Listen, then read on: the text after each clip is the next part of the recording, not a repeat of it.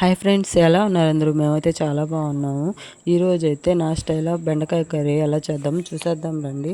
First అయితే కడాయి పెట్టుకుందాము. కూరకు సరిపడా ఆయిల్ వేసుకుందాము. ఇప్పుడు ఆయిల్ హీట్ ఎక్కిందన్నమాట. ఇప్పుడు చిన్న టేబుల్ స్పూన్ నిండా జీలకర్ర వేసుకుంటున్నాను. తర్వాత వచ్చి ఆవాలు, తర్వాత అదే టేబుల్ స్పూన్తో మెంతులు వేసుకుంటున్నాను. పులుసు కూరకి ఏమేమి ఇంగ్రీడియంట్స్ వేయాలో అవన్నీ అయితే వేసుకుంటున్నాను ఒక్కొక్కటిగా.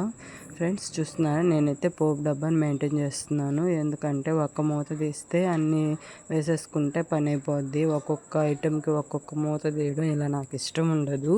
ఇలా మీకు ఈ పద్ధతి నచ్చితే మీరు కూడా పోపు డబ్బాని మెయింటైన్ చేసుకోండి, ఈజీగా ఉంటుంది. కావలసినవన్నీ నేనైతే కట్ చేసి పెట్టుకున్నాను. ఇది నా క్వాంటిటీ అన్నమాట. నేను చేసే కూరకి ఇది ఇంత అయితే సరిపోతుంది. చూస్తున్నారు, ఇప్పుడైతే ఇవన్నీ వేగిపోయాయి. ఆవాలైతే సౌండ్ వస్తుంది, అందుకని అయితే ఆనియన్స్ వేసుకుంటున్నాను. ఆనియన్స్ని బాగా వేగించుకోవాలి గోల్డ్ కలర్ వచ్చేంత వరకు. కూరలో అయితే ఖచ్చితంగా మెంతులు వేసుకోండి ఫ్రెండ్స్. కూర అయితే చాలా టేస్ట్ వస్తుంది. మెంతులు ఉంటేనే బాగుంటుంది పులుసులో. చూస్తున్నారా, మన ఆనియన్స్ అయితే వచ్చేసాయి. చూస్తున్నారా, సన్నగా కోసుకున్నామంటే త్వరగా వేగిపోతాయి. ఇప్పుడు వేగిపోయిన తర్వాత కల్లుప్పునైతే కొంచెం వేసుకుంటున్నాను. నేనైతే ఎక్కువ కల్లుప్పే వాడతాను, సాల్ట్ని తక్కువ వాడతాను, అవసరానికి తప్పితే వాడను. ఇటుపక్క చూస్తున్నారా, చేప అయితే ఫ్రై చేస్తున్నాను. ఈరోజైతే బెండకాయ నాన్ వెజ్ అనమాట, ఓన్లీ వెజ్జే చేస్తున్నాను. అంటే ఎండి చేప కానీ ఎండు రొయ్యలు కానీ ఏమీ వేయట్లేదు. ఇప్పుడు ఆనియన్స్ అయితే వేగిపోయాయి. ఇప్పుడైతే టమాటాలు వేస్తున్నాను. 4 మీడియం సైజు టమాటాలు అయితే తీసుకున్నాను. ఇప్పుడైతే ఆయిల్లో వేసేసాను. రెండు కలుపుతున్నాను. బాగా వేగాలి రెండు. ఎంత బాగా వేగితే కూర అంత టేస్ట్ వస్తుంది అన్నమాట. చూస్తున్నారా, వేయిస్తున్నాను. టమాటా తీసుకుంటే త్వరగా వేగిపోతాయి అన్నమాట, అందుకని నేను పండువే తీసుకున్నాను. చూస్తున్నారా, తొందరగా మగ్గాలని మూత అయితే పెడుతున్నాను. కొంచెం సేపు అలాగే వదిలేసేయాలి. అప్పుడు చూస్తున్నారు, ఇప్పుడైతే మూత తీస్తున్నాను. కొంచెం పర్లేదు, మగ్గింది. నాకైతే గొంతులో కిచకిచ అన్నమాట ఫ్రెండ్స్. కొంచెం కోల్డ్ కాఫీ చేస్తుంది, అందుకనేసి గొంతు డిస్టర్బెన్స్ చేస్తుంది. టమాటాలు అయితే మగ్గిపోయాయి. పక్కనైతే చేపలు వేయిస్తున్నాను. అందుకని నేను బెండకాయ కర్రీలో అయితే నాన్ వెజ్ ఏం వేయలేదు, చేప ఉందని. ఇప్పుడు చూసారా ఎంత బాగా వాడిపోయిందో టమాటా ఆనియన్.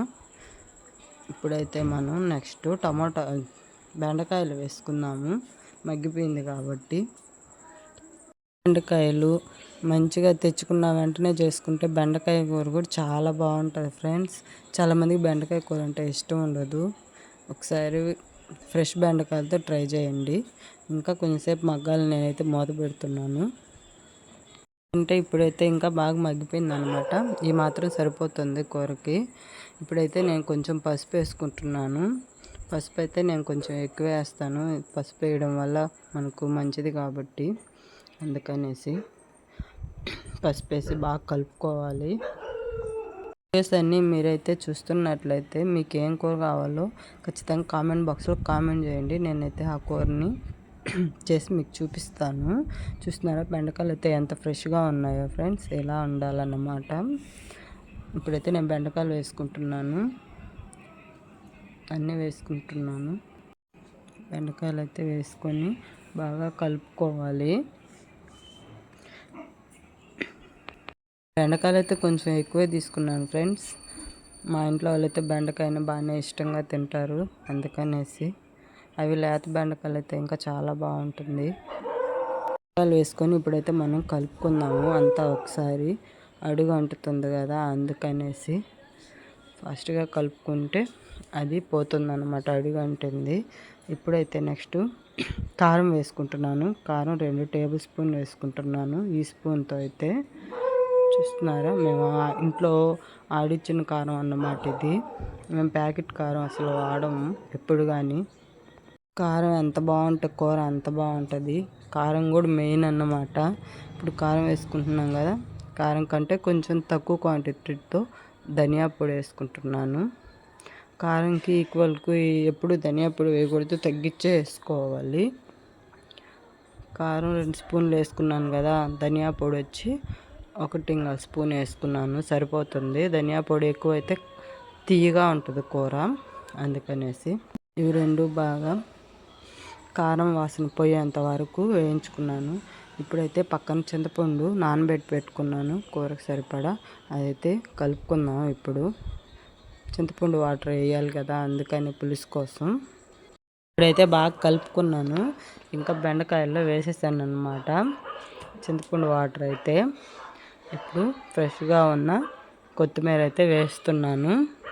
చూసారా, ఇప్పుడు కూర క్వాంటిటీ అయితే ఎక్కువగా ఉంది కదా, ఇంకా కూర కొంచెంసేపు ఉడకాలన్నమాట, అప్పుడు చిక్కబడుతుంది. ఇంకా తర్వాత గ్యాస్ కట్టేసుకోవడం ఇంకే ఉంది. ఇటు సైడ్ అయితే చేపలు కూడా వేగిపోవచ్చేసాయి, అవి కూడా గ్యాస్ కట్టేస్తున్నాను. చూస్తున్నారా, మన పులుసు అయితే ఎంత మసులుతుందో.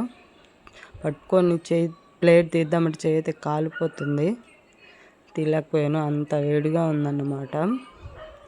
బాగా బాయిల్ అవుతుంది. చూస్తున్నారా, ఇంకా కొంచెం లాస్ట్కి వచ్చింది కూర అన్నప్పుడు వెల్లుల్లి ఉంది కదా, దాన్ని కొంచెం కచ్చపచ్చగా దంచి పులుసులో వేసారంటే చాలా బాగుంటుంది, టేస్ట్ మారిపోద్ది అన్నమాట. నేనైతే ఇలాగే వేస్తాను. నాన్ వెజ్ వేయినప్పుడు రొయ్యలు కానీ ఎండు చేప కానీ వేయకపోతే వెల్లుల్లి వేస్తాను అన్నమాట, ఒక 5-6 రెమ్మలు. వేయడం అయిపోయింది. ఇప్పుడైతే మూత పెట్టేశాను, ఇంకా కూర ఉడుకుతుందన్నమాట. చూసారా, మన కూర అయితే చిక్కబడి దగ్గరకు వచ్చేసింది. ఈ విధంగా రావాలి. వాటర్ తీసుకుంటే తొందరగా కుక్ అయిపోతుంది. నేనైతే తక్కువే పోసుకున్నాను కదా, తొందరగా అయితే ఉడికిపోయింది. మన కూర రెడీ అయిపోవచ్చేసింది. చూస్తున్నారా ఎంత బాగుందో. ఇంకా ఫైనల్గా మన బెండకాయ కూర అయితే రెడీ అయిపోయింది ఫ్రెండ్స్. చూస్తున్నారా, పక్కనే వచ్చి చేప ఫ్రై, ఇక వచ్చి మా లంచ్లోకి ఈరోజు అయితే గోంగూర పచ్చడి కూడా ప్రిపేర్ చేశానమాట నేను. ఈ మూడిటితో ఈరోజు లంచ్ కానిచ్చేద్దాం. వేడివేడి అన్నం, చూస్తున్నారా గ్యాస్ కట్టేసాను, చేప ఫ్రై, వేడివేడి అన్నం, గోంగూర పచ్చడితో లంచ్ రెడీ అన్నమాట. Okay friends, bye.